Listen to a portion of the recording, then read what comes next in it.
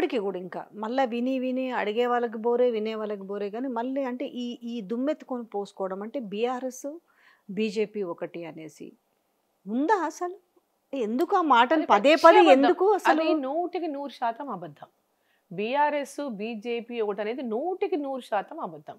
అది కాంగ్రెస్ పార్టీ కొన్ని media ప్రచారాలను Congress party పూర్తిగా దాన్ని లబ్ధి పొందింది. ఆ డైలాగ్ అనేసి కాంగ్రెస్ పార్టీ దాంట్లో ఫుల్ బెనిఫిట్ పొందింది ఎన్నికల లోపల. కాంగ్రెస్ బీజేపీ బీఆర్ఎస్ ఒకటి, బీజేపీ బీఆర్ఎస్ ఒకటి అని చెప్పేసి వాళ్ళు చేసిన ప్రచారం ప్రజల్లోకి బాగా తీసుకెళ్ళగలిగింది. 6 గ్యారంటీలు లేదా ఈ ప్రచారము, కాంగ్రెస్ బీఆర్ఎస్ మీద ఉన్న వ్యతిరేకత, ఇవన్నీ వీళ్ళకి కలిసి వచ్చినాయి. వీళ్ళ గొప్పదాన్ని చూసి ఏం ఓటేయలే, ఆడ ఉన్న వాళ్ళ లీడర్ని చూసి ఓటేయలే, ఈడ ఉన్న లీడర్షిప్ను చూసి ఓటేయలే.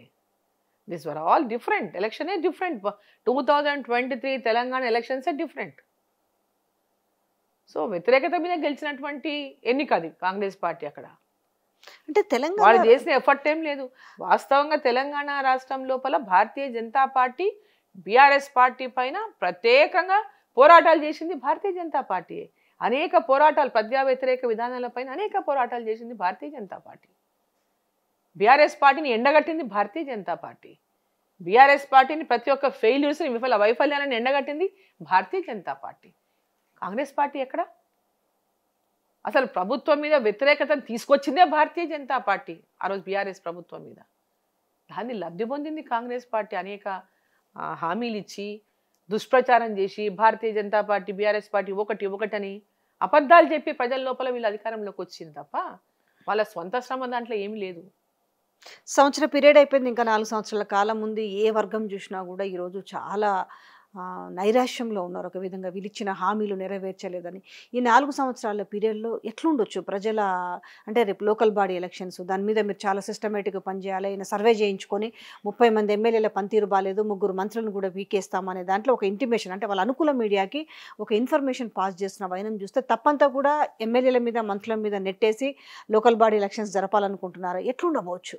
లోకల్ బాడీ ఎలక్షన్స్ ఇన్ జనరల్గా సరే ప్రభుత్వం మీద వ్యతిరేకత గ్రామాల్లో పెద్ద ఎత్తునే ఉన్నది. ఈ స్కీమ్స్ అన్ని ఏవి ఇంప్లిమెంట్ చేయలేదు, ఇస్తామన్న హామీలు ఏమి నెరవేర్చలేదు అనేటటువంటి చాలా అసంతృప్తిగానే ప్రజలు ఉన్నారు. రైతులు కానీ, ప్రజలు కానీ, మహిళలు కానీ ఉన్నారు, యువత కానీ అందరు ఉన్నారు.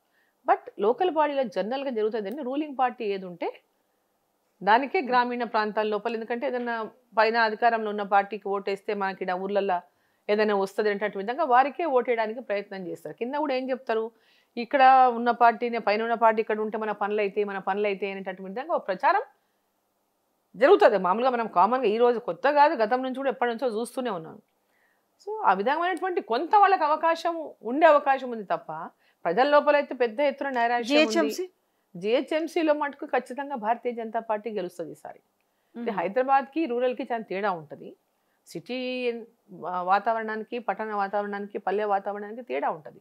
ఇక్కడ అటువంటి వాళ్ళు ఎలాంటి జాలు చేసినా పడే వాళ్ళు ఎవరు ఉండరు. భారతీయ జనతా పార్టీ ఈరోజు హైదరాబాద్ సిటీలో తప్పకుండా విజయాన్ని సాధిస్తుంది జిహెచ్ఎంసీ ఎన్నికలు.